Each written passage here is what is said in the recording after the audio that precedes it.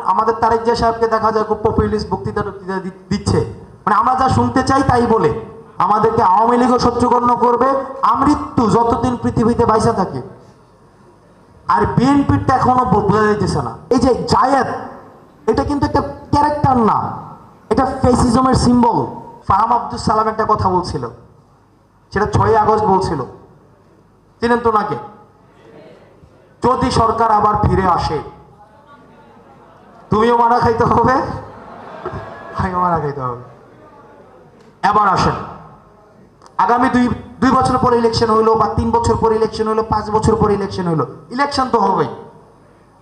যদি ইলেকশন হয় তখন আমাদের যে স্টুডেন্ট ফোর্স আছে, আমরা যে যারা গণ অভ্যুত্থানটা আমরা করেছি সবাই একসাথে, আমরা তখন কারা?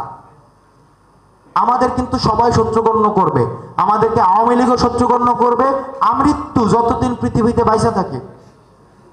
আর বিএনপিটা এখনো বোঝা যাইতেছে না, এদেরটা বোঝা যাইতেছে না।